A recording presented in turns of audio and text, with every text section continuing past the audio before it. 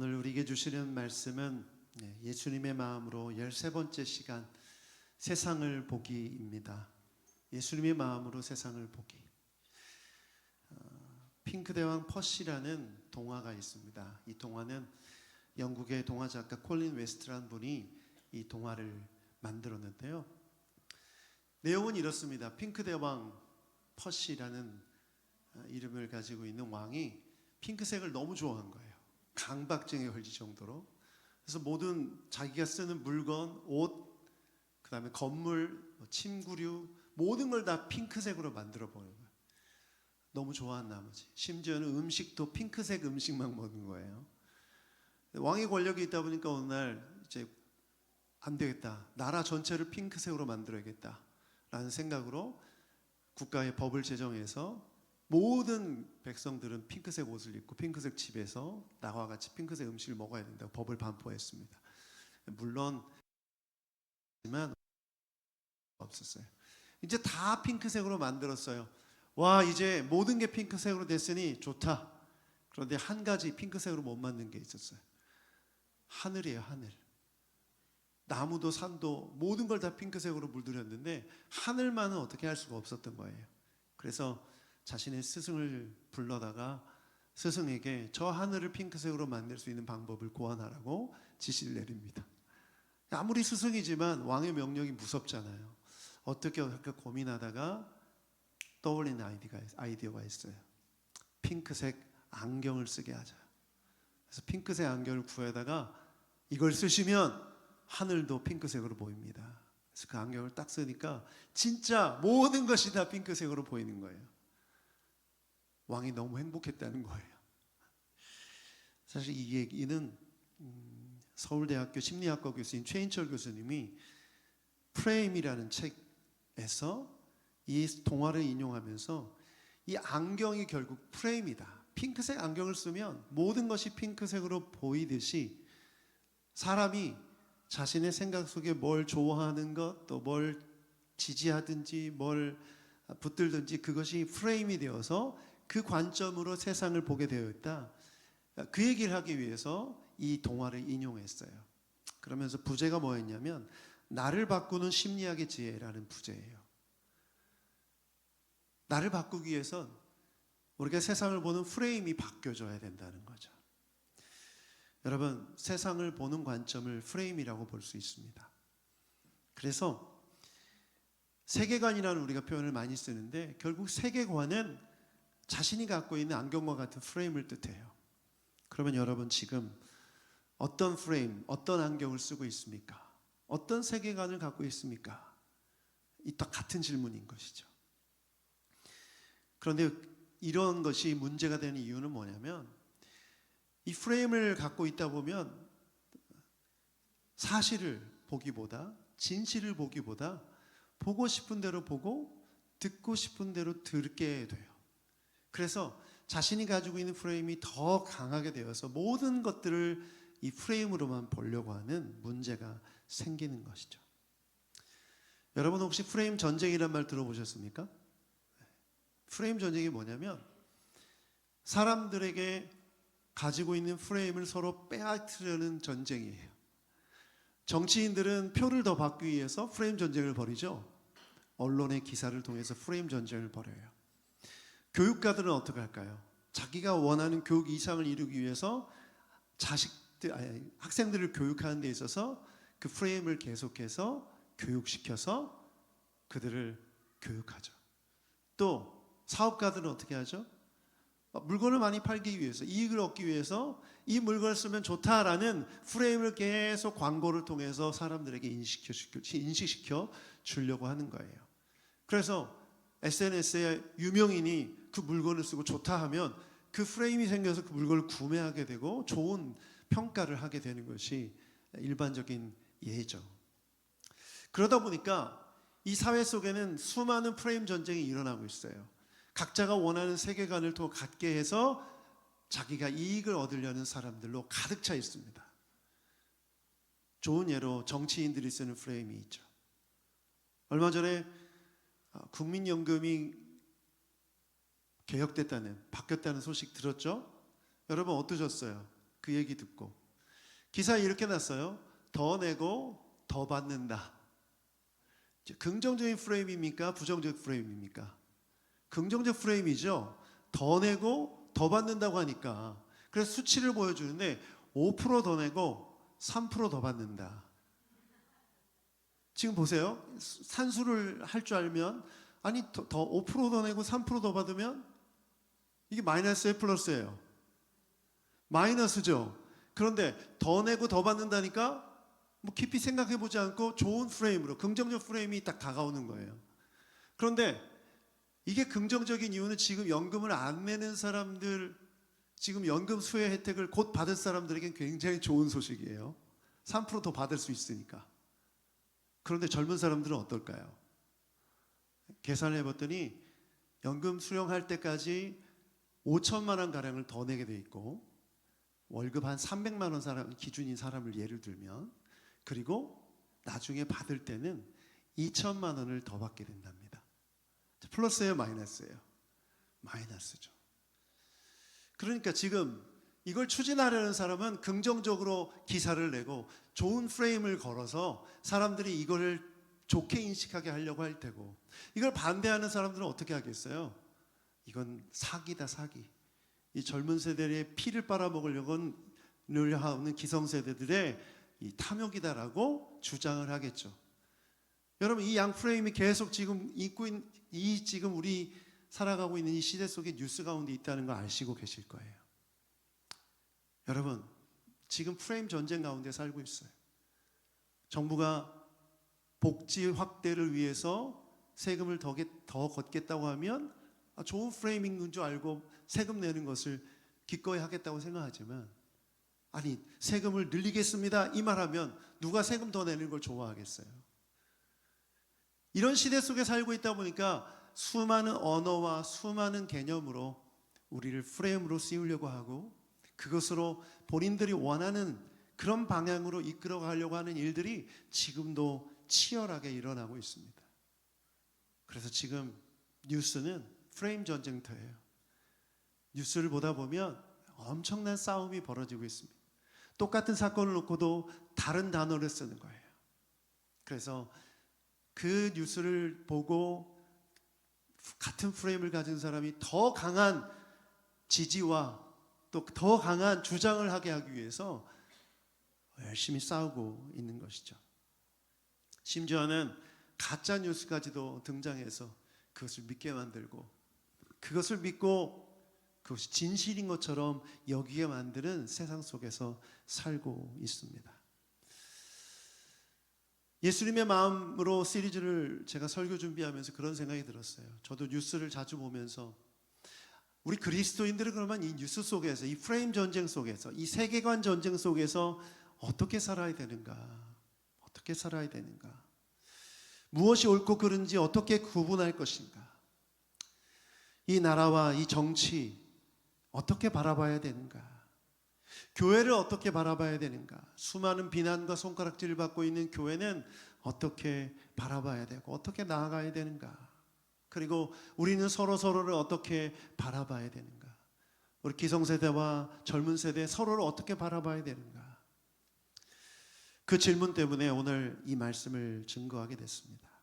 가장 먼저 프레임이라는 단어보다 세계관이라는 단어를 쓰고 싶어요. 세계관, 세계를 바라보는 관점이죠. 세상을 어떤 관점으로 바라보느냐.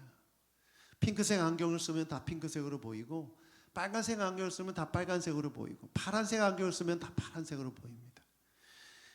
우리가 가지고 있는 세계관이 무엇인지를 구분할 필요가 있어요. 로마서 12장 2절을 보면 바울 사도는 이렇게 말합니다. 함께 읽어보겠습니다. 시작. 너희는 이 세대를 본받지 말고 오직 마음을 새롭게 함으로 변화를 받아 하나님의 선하시고 기뻐하시고 온전하신 뜻이 무엇인지 분별하도록 하라. 여러분 이 세대를 본받지 말고 무슨 뜻이에요? 로마라는 그 시대가 쓰여진 세계관 그 안경을 벗으라는 얘기예요. 그러면 우리가 살아가고 있는 이 시대 속에서 우리 눈에 씌워주고 있는 사람들이 씌워주는 그 세계관의 안경을 벗으라는 얘기예요. 그리고 뭘 써라? 여기 보면 하나님의 선하시고 기뻐하시고 온전하신 뜻이 무엇인지를 분별해 하나님의 뜻이라는 안경을 쓰라는 거죠. 벗어버리고 다시 써야 하는 거예요. 오늘 이것이 우리에게 주시는 메시지인 줄 믿습니다. 이 말씀을 잘 이해하기 위해서 요한복음 17장 14절부터 17절 오늘 본문 말씀이에요. 함께 같이 읽겠습니다. 14절부터 시작. 나는 그들에게 아버지의 말씀을 주었는데 세상은 그들을 미워하였습니다. 그것은 내가 세상에 속하여 있지 않는 것과 같이 그들도 세상에 속하여 있지 않기 때문입니다. 내가 아버지께 비는 것은 그들을 세상에서 데려가시는 것이 아니라 악한 자에게서 그들을 지켜주시는 것입니다. 내가 세상에 속하지 않은 것과 같이 그들도 세상에 속하지 않았습니다. 진리로 그들을 거룩하게 하여 주십시오. 아버지의 말씀은 진리입니다. 이 본문에서 나는 예수님이죠. 그리고 그들은 누굽니까? 제자들입니다. 요한복음 17장은 예수님이 떠나시기 전에 십자가에 달려 죽으시고 부활하시고 승천하시기 전에 제자들을 위해 기도하는 기도예요. 그래서 예수님이 이런 기도를 하고 계세요. 나는 그들에게 아버지의 말씀을 주었는데 세상은 그들을 미워하였습니다. 무슨 얘기예요? 그들이 세상인데 세상이 왜 제자들을 미워합니까? 아버지의 말씀을 받았기 때문에. 그러면서 하시는 말씀이 내가 세상에 속하여 있지 않은 것과 같이 그들도 세상에 속하여 있지 않기 때문입니다. 예수님을 믿고 영접한 제자들은 세상에 있지만 세상에 속하지 않게 된 거예요. 그러면 이 말씀은 우리에게도 그대로 적용할 수 있겠죠. 우리는 예수님을 믿게 된 후에 세상에 있지만 세상에 속하지 않은 사람들이 된 줄 믿습니다. 아멘. 그런데 이렇게 되면 뭐가 되냐면 세상이 미워한다는 거예요. 왜죠?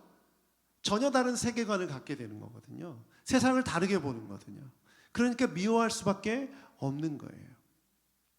그래서 예수님은 제자들이 받을 악한 자들로부터 받을 공격을 미리 얘기하시는 거예요. 그래서 15절에 보면 내가 아버지께 비는 것은 그들을 세상에서 데려가시는 것이 아니라 악한 자에게서 그들을 지켜주시는 것이다. 세상에서 빼내면 아예 아무 일도 일어나지 않는데 그렇게 하는 것이 아니라 세상에서 악한 자들에게서 지켜주시기 위해서. 그래서 뭘 말씀하시냐면 16절에 17절에 진리로 그들을 거룩하게 하여 주십시오. 아버지의 말씀은 진리입니다. 하나님의 말씀 진리가 있을 때 그들은 어떻게 되는 거예요? 악한 자들로부터 보호가 되는 거예요. 그러면 제가 세계관이라는 관점으로 본다면 이 세상 속에서 살아갈 때 우리는 세상의 세계관을 버리고 하나님의 세계관을 갖게 된 사람들인 줄 믿습니다. 이것을 쓰게 될 때 우리는 어떻게 된다? 악한 자들로부터 보호를 받는다. 이것이 바로 예수님의 메시지인 거예요. 여러분, 오늘 이 말씀을 통해 두 가지를 나누고 기도하면 좋겠습니다. 첫 번째, 함께 읽어볼까요? 시작. 우리는 세상에 살지만 세상에 속하지 않았습니다. 16절 말씀에 내가 세상에 속하지 않은 것과 같이 그들도 세상에 속하지 않았습니다. 여러분 믿으십니까? 빌립보서 3장 20절에 이런 말씀이 있어요. 함께 읽어보죠. 시작. 우리의 시민권은 하늘에 있습니다. 그곳으로부터 우리는 구주로 오실 주 예수 그리스도를 기다리고 있습니다. 아멘. 여러분 시민권 어디에 있다고요? 어디에 있다고요? 하늘에 있다고요. 여러분 대한민국의 국민이면 시민이죠. 그렇죠? 네, 여러분이 이 소속감 또 이 정체성 이제 너무나 중요한 거죠. 그런데 우리가 예수 그리스도를 믿게 되면 하늘의 시민권을 얻어서 천국 백성, 천국 시민이 된다는 거예요. 여러분 이것이 왜 중요하냐? 왜 중요하냐? 우리가 살아가고 있는 이 시대 속에서 내가 속한 나라, 이 국가라는 세계관에서 벗어나는 것을 뜻합니다. 잘 들으셔야 돼요. 이제부터 잘 들으셔야 됩니다. 저는 대한민국 국민이라는 것이 자랑스럽습니다. 여러분도 그렇죠? 소위 요즘 국뽕이라는 게 유용이잖아요. 이게 별로 좋은 단어는 아니에요. 뽕이라는 단어가 마약이라는 뜻인데 취했다는 뜻이죠. 그래서 국가에 취했다. K 푸드, K 뭐가 또 있죠? K 네? 패션, K 패션 또 뭐 있죠? K 헤어. 네, 또 뭐가 있다고요? K 드라마. 아, 죄송. 그 드라마가 감사합니다. 오랜만에 와서. 네, 이런 것들 다 소위 이제 국뽕이라는 거죠. 실제로 뭐 지나치게 우리가 높이 평가하는 게 아니라 실제로 세계 속에서 한국의 컨텐츠가 아주 유행하고 있고 정말 자부심을 가져도 될 정도로 인기를 얻고 있죠. 많은 사람들이 인정해주고 있어요. 그래서 어딜 가더라도 내가 대한민국 국민이다, 한국 사람이다 라는 것에 대한 자부심이 있습니다. 예. 그런데 여러분, 이 대한민국이라는 나라는 하늘에 속한 나라입니까? 예수님이 말씀하신 그 천국에 속한 나라입니까? 아니면 이 땅에 있는 나라입니까? 너무 어려운 질문이에요. 천국에 가면 대한민국 국적이 유지가 될까요? 대한민국은 있을까요? 사라지겠죠. 제가 지금 무슨 말씀을 드리려고 하냐면 우리 권사님이 오늘 기도해 주신 것처럼 우리가 속한 이 나라는 너무나 소중해요. 나라가 없으면 너무나 불행하고 힘들죠. 나라에 대한 애착심을 갖는 것, 애국심을 갖는 건 정말 중요합니다. 그러나 그 애국심이 하나님 나라보다 우선되거나 높을 수는 없다는 얘기예요. 근데 많은 사람들이 이걸 혼란스러워하는 분들이 계시더라고요. 하나님 나라 이퀄 이 땅에 존재하는 국가로 이해하는 거예요. 여러분, 우리는 이미 역사 속에서 배웠어요. 정치와 종교가 일치될 때 어떤 비극이 벌어지는지. 여러분, 기독교가 박해받는 종교에서 박해하는 종교가 됐죠. 왜 그렇게 됐죠? 로마라는 아주 강력한 나라에서 기독교만이 종교로 인정한다는 그 순간부터 수많은 사람들이 죽어나갔습니다. 기독교가 핍박받을 때 죽어갔던 순교자들보다 더 많은 사람들이 죽어가기 시작했어요. 우리는 이미 그 역사 속에서 배웠는데 지금 내가 뭘 지지하고 있고 뭘 바라고 있고 뭘 말하고 있는지도 모른 채 대한민국이라는 이 나라에 하나님의 나라와 대입해서 이걸 일치시키려는 의도가 있어요. 이건 정말 심각한 겁니다. 그게 정치적으로 자신의 정치 성향이 좌든 우든 상관이 없어요. 지금까지 수많은 사람들이, 수많은 권력자들이 이 기독교적 이상을 정치 세계에 구현하려고 그렇게 애쓰고 노력했지만 다 실패했어요. 왜냐하면 인간이 죄인이고 하나님의 나라는 그것을 통해서 이루어지지 않기 때문이에요. 여러분, 이것을 놓치게 되면 아주 위험해집니다. 누가 등장해요? 독재자가 등장하는 거예요. 로마가 기독교를 공인하는 것까지는 좋았지만, 여러 종교 중에 자유롭게 기독교를 믿어도 된다고 공인하는 것 좋았지만 기독교만 믿어야 된다고 하는 순간 이거 엄청난 폭력이 되는 거거든요. 여러분, 자발적으로 마음을 열고 예수님을 믿고 영접하는 게 진짜 믿음이지, 사회 제도 속에서 국가적 폭력에 의해서 믿게 되면 그게 진정한 믿음입니까? 아니죠. 아니에요. 하나님은 그런 방식으로 하나님의 나라를 이루기 원하시는 것이 아니에요. 그래서 우리는 예수님의 마음으로 이 세상을 보기 위해서 이 국가주의라는, 국뽕이라는, 이 대한민국 중심주의라는 생각을, 이 안경을 빨리 벗어야 돼요. 여러분, 대한민국보다 하나님의 나라가 더 위에 있는 개념이고 하나님의 뜻은 대한민국을 넘어서 이루어 가시는 줄 믿습니다. 좋은 예가 이스라엘이죠. 하나님이 선택해서 그들을 인도하셨음에도 불구하고 그들을 망하게 하셨어요. 그 이유는 뭐죠? 하나님이 나를 이루실 영적 이스라엘을, 영적 하나님의 나라는 그것을 뛰어넘는 개념이기 때문에 그래요. 근데 그렇게 망하고도 깨닫지 못하고 여전히 이 땅에 존재하는 국가를 회복시키는 것이 마치 하나님의 나라를 이루는 것인 양 생각하고 독립운동하고 했던 사람들이 예수님의 제자들 중에도 있었죠. 예수님이 부활하셔서 승천하실 때도 제자들이 예수님을 향해서 그걸 물어봤어요. 언제 이스라엘 회복됩니까? 아직도 그들의 안경, 이 국가주의라는 안경을, 이스라엘이라는 안경을 버리지 못했던 거예요.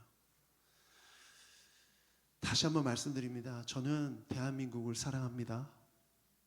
대한민국 시민이라는 것을 아주 자랑스럽게 여깁니다. 저를 의심하지 말아주세요. 여러분, 이웃나라 일본 어떻습니까? 우리가 여름에 교토 아울렛을 가는데 일본 어떻게 해야 돼요?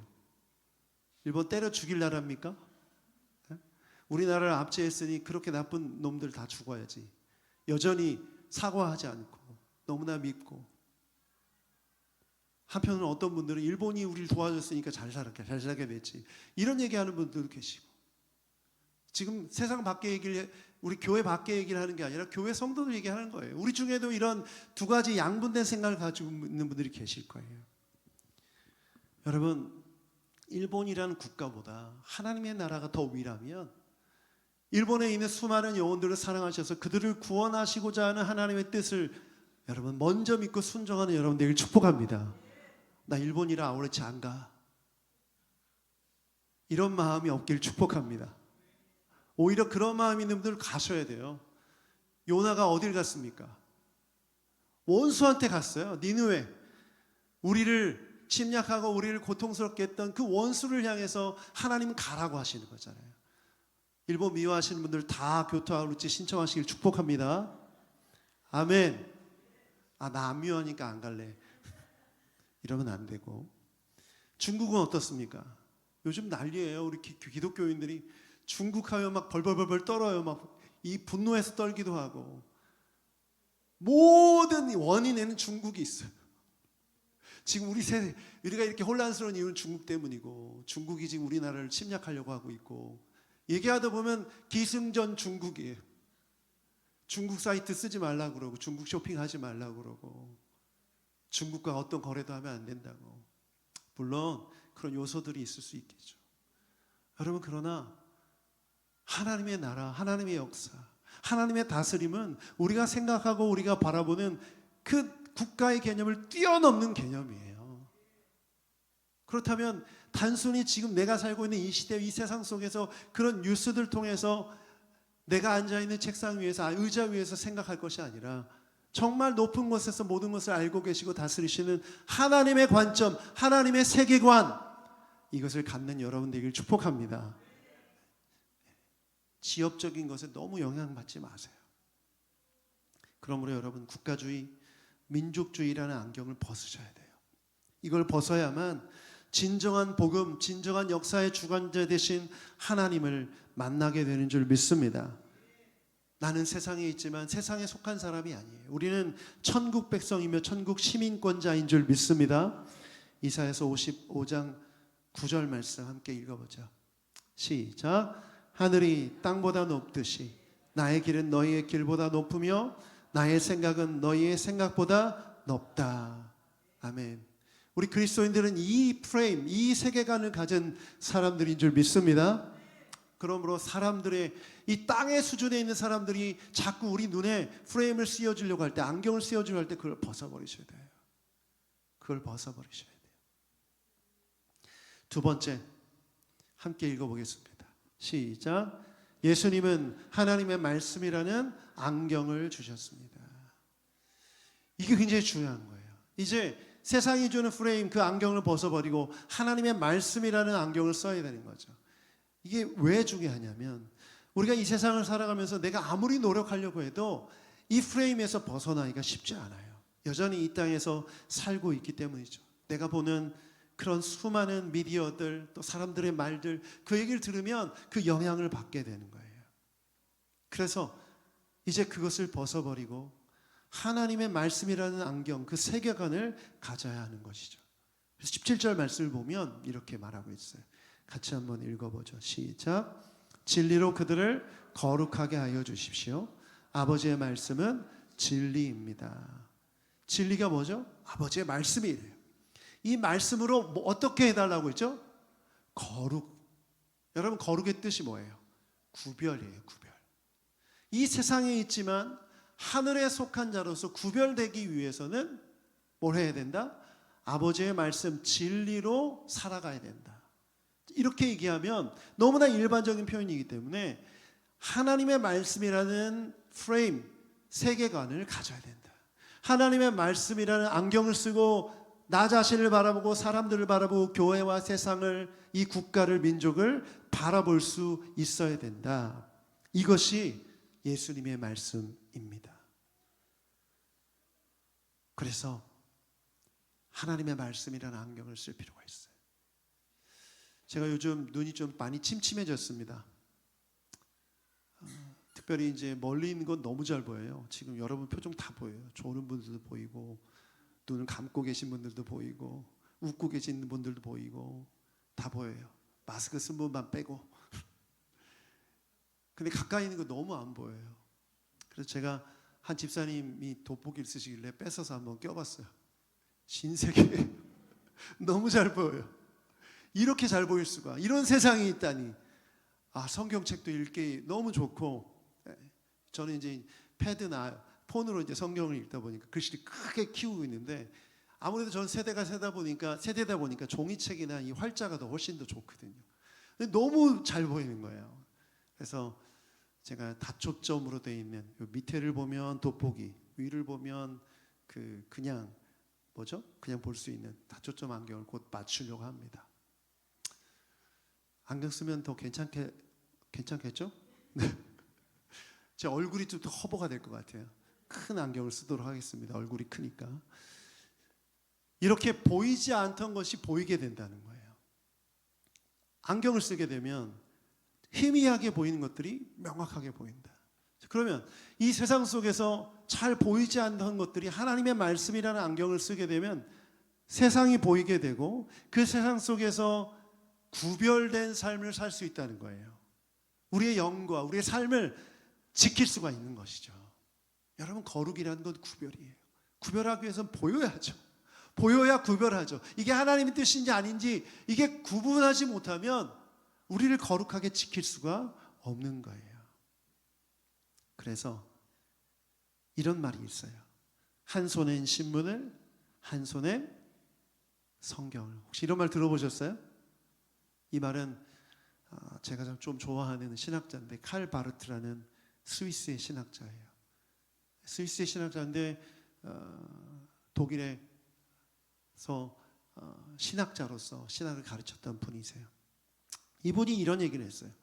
신앙과 현실을 분리해서 생각할 수 없다는 거예요. 우리가 가진 신앙으로 이 세상 속에 일어난 일들을 해석하고 적용할 수 있어야 그것이 진정한 그리스도인의 삶이라고 얘기한 거죠. 그래서 이분이 아주 유명한 바르멘 선언이라는 선언을 하셨어요. 바르멘 선언이 무슨 선언이냐면, 히틀러가 자신이 일으킨 전쟁과 그런 이 나치즘을 옹호하기 위해서, 포장하기 위해서 교회와 또 성경을 이용하려고 할 때 이 바르멘 선언을 했던 사람이에요. 그것 때문에 독일에서 쫓겨나고 스위스로 가게 됐는데, 그분이 이렇게 말해요. 교회의 주인은 오직 예수 그리스도뿐이라며 히틀러식 국가주의와 나치 이념을 강력히 거부했어요. 이거 맞죠? 너무나 당연한 얘기라 아멘도 안 하시네요. 여러분, 교회의 주인은 오직 예수 그리스도 한 분뿐인 줄 믿습니다. 그러면 우리의 주인도 오직 예수님 한 분뿐이죠. 그 어떤 정치 세력도, 그 어떤 정치가도 우리의 주인이 될 수가 없어요. 그러므로 이 기준으로 내가 속한 이 대한민국이든 어떤 정치 세력이든 세계의 어떤 지도자든 그것을 바라보며 구분할 수가 있어야 돼요. 여러분, 러시아에서 지금 대통령 이름이 갑자기 생각이 안 나요. 뭐죠? 푸틴이라는 사람이 전쟁을 정당하기 위해서 성경을 인용해요.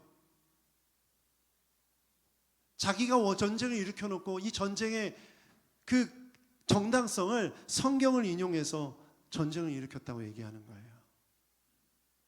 이런 시대에 살고 있어요. 그런데 우리가 진리라는 안경을 쓰고 이거를 구분하지 못하면 우리도 넘어가는 거죠. 그 안경을 쓰게 되는 거예요. 독일이 정말 그 나쁜 짓을 다 저행할 때, 히틀러가 서슬퍼런 권력을 휘둘를 때 수많은 그리스도인들 중에 거기에 동조하는 사람들이 있었지만, 반대로 그 모든 일들 속에서 하나님의 말씀으로 지금 벌어지고 있는 모든 것들에 분별력을 가지고 구분했던 사람들이 있었다는 거죠. 그 중에 한 사람이 칼바르트라는 사람이에요. 여러분, 이것이 정말 중요한 이유. 우리가 지금 이 시대를 살아가면서 우리 그리스도인들이 지금 좌로 우로 너무 경도됐습니다. 좌쪽에 있는 분들도 그렇고 우쪽에 있는 분들도 그렇고 다 하나님의 말씀으로 자신이 원하는 그런 주장을 포장하려 들어요. 너무 괴로워요, 목회자로서. 왜 이럴까? 왜 하나님의 말씀이 먼저 우선되지 못하고 자기가 주장하려는 말을 먼저 내세우고 말씀을 이용하려고 할까? 그 모습을 보면서 너무나 안타까운 마음이 들었습니다. 여러분, 우리는 이 세상 속에 있지만 세상에 속한 자들이 아닌 줄 믿습니다. 그러므로 말씀의 안경을 쓰고 날마다 세상을 바라볼 수 있어야 될 줄 믿습니다. 그리고 무엇이 옳은 것인지 무엇이 틀린 것인지 분별할 수 있어야 돼요. 그리고 내가 어디에 빠져 있는지 또한 날마다 자신을 돌아볼 수 있어야 됩니다. 로마 시대 때 이런 표현이 있었다고 해요. 제3의 종족. 들어보셨어요? 지금 많이 없어졌지만 예전만 해도 자신이 가지고 있는 정체성을 이야기할 때 인종적인 어떤 우월감을 가지고 있었죠. 그래서 로마 시대 사람들의 로마 사람들은 자신들이 제1종족이라고 여겼대요. 자신들이 제1종족. 두 번째는 로마에 사는 시민 중에 자신들의 종족이 아닌 다른 종족들, 그 사람들을 제2종족이라고 여겼대요. 근데 제3의 종족이 있는데 제3의 종족이 뭐냐면 로마에 있지만 로마화 되지 않은 사람들을 제3의 종족으로 여겼대요. 그들 중에 대다수가 바로 기독교인이었습니다. 로마 사람이지만 혹은 이방인이었지만 기독교를 믿는 사람들은 로마화 되지 않고 하나님의 뜻대로 성경대로 가치대로 살았던 거예요. 그 중에 중요한 게 뭔지 아세요? 유대인들의 어떤 율법주의라든가 이런 것을 따르지 않았어요. 음식 규정, 할례 따르지 않았어요. 로마인들과 달리 다신교를 인정하지 않았고 황제 숭배하지 않았어요. 세 번째가 중요한데 노예, 여성, 이방인 차별하지 않았어요. 그 어떤 차별도 교회에 없었어요. 여러분, 이게 어떤 의미일까요? 로마 지도자들한테는 로마라는 체제를 부정하는 일이에요.